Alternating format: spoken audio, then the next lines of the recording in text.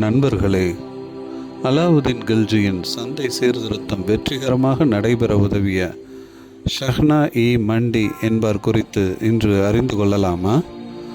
ஷஹ்னா-இ-மண்டி என்பவர் டெல்லி சுல்தானியத்தின் போது சுல்தான் அலாவுதீன் கில்ஜியால் நியமிக்கப்பட்ட ஒரு உயர்நிலை மேற்பார்வையாளர் ஆவார். சுல்தானின் கடுமையான பொருளாதார சீர்திருத்தங்களை மேற்பார்வையிடும் பொறுப்பு இவருக்கு வழங்கப்பட்டிருந்தது. இவர் சந்தை எனப்படும் மண்டிகளை கண்காணித்தல், அத்தியாவசிய பொருட்களுக்கான அரசு நிர்ணயித்த விலைகளை அமல்படுத்துதல் மற்றும் பதுக்கலை தடுத்தல் போன்ற பணிகளை மேற்கொண்டார். அலாவுதீன் கில்ஜி ஒரு பெரிய இராணுவத்தை பராமரிப்பதை நோக்கமாக கொண்டிருந்தார். எனவே அவர் அன்றாட பயன்பாட்டு பொருட்களின் விலையை குறைத்து சந்தை சீர்திருத்தத்தை முன்னிலைப்படுத்தினார். அலாவுதீன் கடுமையான விலை கட்டுப்பாட்டு நடவடிக்கைகளை அறிமுகப்படுத்தினார். தானியங்கள், துணி மற்றும் குதிரைகளுக்கு தனித்தனி சந்தைகளை அமைத்தார். மேலும் ஷஹ்னா-இ-மண்டியின் மேற்பார்வையின் கீழ் வர்த்தகத்தை ஒழுங்குபடுத்தினார். அலாவுதீன் கில்ஜி விலைகளை கட்டுப்படுத்த டெல்லியில் தானிய சந்தை, துணிச்சந்தை எனப்படும் சராய் அத்தல், குதிரைகள், அடிமைகள் மற்றும் கால்நடைகளுக்கான சந்தை ஆகிய 3 சந்தைகளை தனித்தனியாக நிறுவினார்.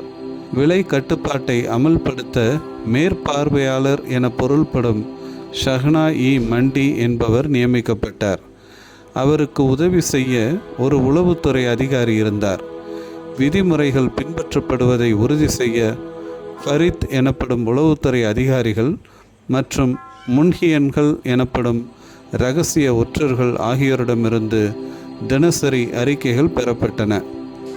வணிகர்களை ஒழுங்குபடுத்த நைப்-இ-ரியாசத் என்பவரின் கீழ் திவான்-இ-ரியாசத் என்ற தனித்துறை உருவாக்கப்பட்டது. அனைத்து வணிகர்களும் இதில் பதிவு செய்யப்பட்டனர்.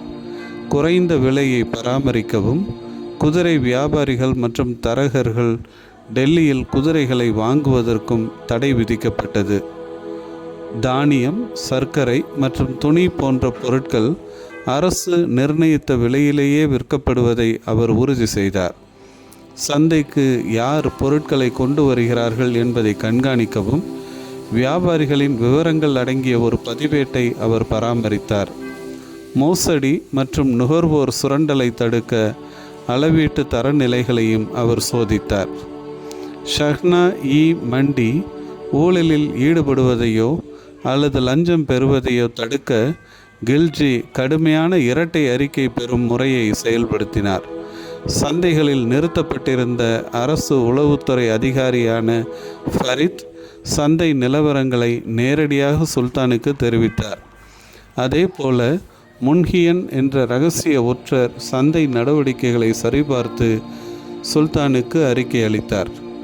டெல்லி மீதான மங்கோலிய முற்றுகைக்கு பிறகு அலாவுதீன் கில்ஜியின் இராணுவ இலக்குகளுக்கு ஒரு நிரந்தரமான மற்றும் வலிமையான இராணுவம் தேவைப்பட்டது. வழக்கமான ஊதியத்துடன் கூடிய பெரிய இராணுவத்தை பராமரிப்பது பெரும் நிதி சுமையாக அமைந்திருந்ததால் விலை கட்டுப்பாட்டு முறையின் காரணமாக வழங்கப்பட வேண்டிய ஊதியத்தின் அளவு குறைக்கப்பட்டது. விலையை கட்டுப்பாட்டில் வைத்திருக்க அவர் பல நடவடிக்கைகளை மேற்கொண்டார். அனைத்து பொருட்களுக்கும் அவரே விலைகளை நிர்ணயித்தார். விதிமுறைகளை மீறியவர்கள் கடுமையாக தண்டிக்கப்பட்டனர். இருப்பினும் இது அவசர நிலையின் போது மேற்கொள்ளப்பட்ட ஒரு தற்காலிக நடவடிக்கையாகவே இருந்தது. அவசர நிலை முடிவுக்கு வந்ததும் அந்த நடைமுறையும் கைவிடப்பட்டது. மேலும் கட்டாயத்தின் மூலம் மட்டுமே செயல்படுத்தக்கூடிய ஒரு கொள்கை நீண்ட காலம் நிலைத்திருக்க முடியாது என்பது யதார்த்தமான உண்மையாகும். ஆம், அலாவுதீனின் மகனான குத்புதீன் முபாரக் ஷா தனது தந்தையின் மறைவுக்கு பிறகு அந்த சீர்திருத்தங்களை உடனடியாக ரத்து செய்தார். நன்றி. தொடர்ந்து இணைந்திருப்போம். புதிய காணொளிகளை பெற லைக் பண்ணுங்கள், ஷேர் பண்ணுங்கள், சப்ஸ்கிரைப் பண்ணுங்கள்.